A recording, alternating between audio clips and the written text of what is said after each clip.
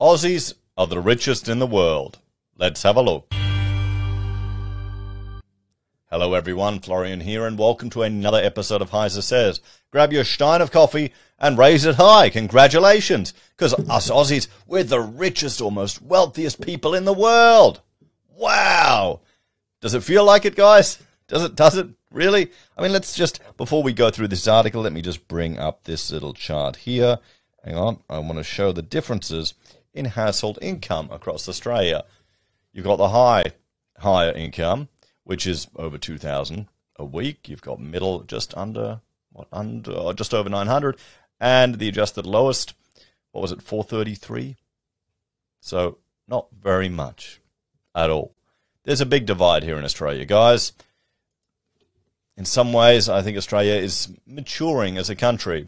No longer is property going to be accessible to everyone. No longer is it going to be cheap. And no longer will it be used as a way to lift people up from the lower stratas or lower classes here. Australia is stratifying. It's turning into Europe. But apparently we're the wealthiest, so let's have a look. So, Australians are now the wealthiest people on the planet. We may not feel flush with cash right now as the cost of living crisis bites, but it turns out Australians are actually pretty wealthy. Okay? Many Australians are doing it tough at the moment, but according to surprise research from a global banking giant, we're actually the wealthiest people on the planet. Well, I mean, okay, if you compare us globally, Australia is pretty awesome. Our quality of life, the cost of living, the limited corruption in this country, and by that I mean you don't need to, you don't give money to a copper for a speeding fine or to get out of this, or you can pretty much transfer property quite easily here in this country. I know it's pain and expensive, but you can do it as opposed to other places in the world. So, according to Credit Suisse's 2022 Global Wealth Report, which analysed the household wealth of 5.3 billion people across the globe, it found that Aussies came out on top with the median personal wealth, per Australian adult of 415,000 Australian bucks. There you go. So are you worth 415,000, guys? I'm sure many of you viewing the channel are. Many of you are above, and many are below. But there you go. That's the median. So that means 50% above, 50% below. Second place was Belgium. I wonder how much of this is in housing. 400,000. New Zealand, 350. Hong Kong, 306. Denmark at 259,000. Rounding out the top 10 were Switzerland, Canada, Netherlands, the UK, and France. Median wealth divides the wealth distribution into two equal groups, with half the adults, where half the adults have wealth above the mean and the other half have it below.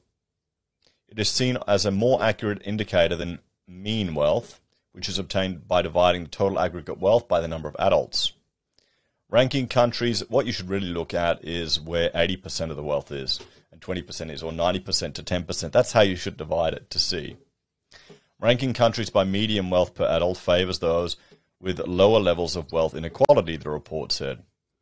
Meanwhile, on a country-by-country basis, the US added the most household wealth in 2021, followed by China, Canada, India, and Australia. How much of that is property? Here in Australia, most of it would be. One of the reasons behind Australia's strong performance was the explosion, there you go, in house prices across 2020 and 2021. Okay, so we're the wealthiest because we've got a housing bubble.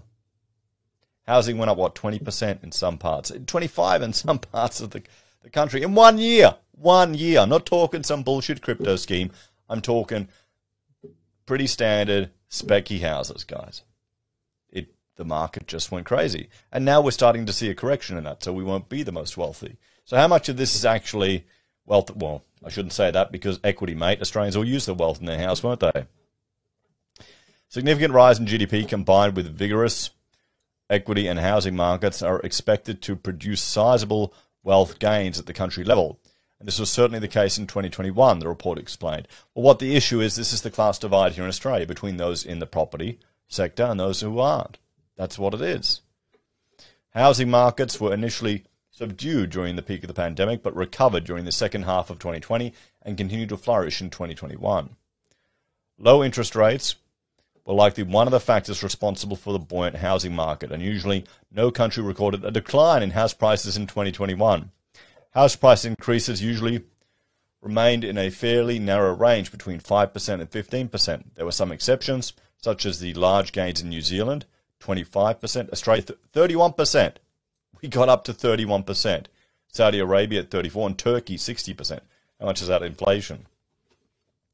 The report also included a separate analysis of Australia and New Zealand's wealth trends, noting, although public health impacts from the COVID-19 pandemic were limited in both Australia and New Zealand, both countries suffered economic losses in 2020 due to lockdowns and reduced international trade. It noted the real GDP fell by 2.2% in Australia, but the growth in 2021, which was 4.7% in Australia, more than made up for the 2020 losses. It pointed out that unemployment increased from 5.2% in 2019 to 6.5% in 2020, with a fall back to 5.1% in 2021, and that disposable income in Australia rose significantly by 4.8% due to pandemic relief payments in 2020, while private consumption fell by 6.7%. So it's all bullshit. It's all bullshit. It's all government handouts, JobKeeper, other support payments, and housing going to the moon because of artificially low interest rates and government intervention in that market. Let me bring it up to remind you all, guys. Hang on. Where do I have it here? There we go. Cash rate insanely low. You've got home builder. You've got government grants to get people in housing. 5 and 2% guaranteed loans. You've got negative gearing. You've got super withdrawals.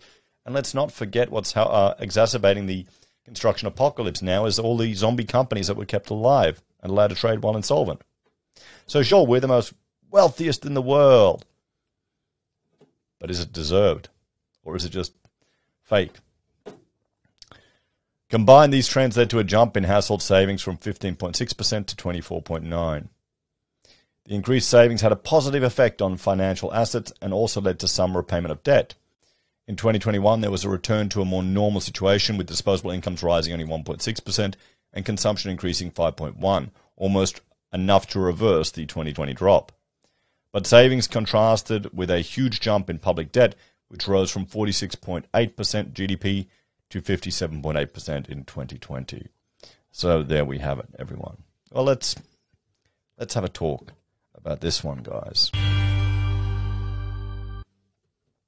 So, what do you think? Do you think Australia deserves to be considered the wealthiest country in the world? Shouldn't we be taking that 400,000, roughly, that each Aussie is worth, or each adult is worth, and removing all the debt that we're owed? You know, let's bring that up here. Where is it? We'll jump over here. What is it? The Australian debt clock. What are we at here? Let's see. Come on. Oh, what? What's going on? National debt clock. Come on. If I got my internet, it's still working. Come on, Taxpayers Alliance, you've got one. Here we go. There we go. So what are we at now? It's $948 billion. So, yeah. Yep, $948 billion. So we'll reach $1 trillion next year. So maybe we need to take that off our debt. Let's hang on. Let's divide this. I'll copy it into Excel, guys. We'll divide this by. Oh, there has to be a setting or something in Excel that I need to fix. That's not liking copy and paste. Maybe there's some formatting setting. I really should look at it. We'll old school it. We'll go calc. Divide it by, what it was, 25 million? Or probably 28 million.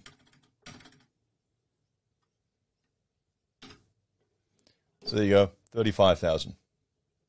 So yeah, we can take that off the 415,000. So what, only 38? Oh, 380,000? So still, guys, still. Well, there you go. We're the wealthiest in the world, and it's all just smoke and mirrors. I wonder if that will last if housing keeps going the way it is.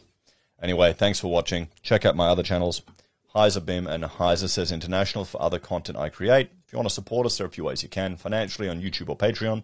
Use your referral links at Amazon, eBay, Independent Reserve, Aussie Broadband. Buy our merch or call us if you need an architect. Take care, guys. I'll see you next time.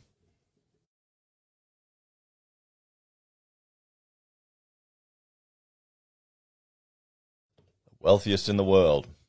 Maybe this is just designed to get people out there and spend. Use Afterpay, guys. It used to be Australian.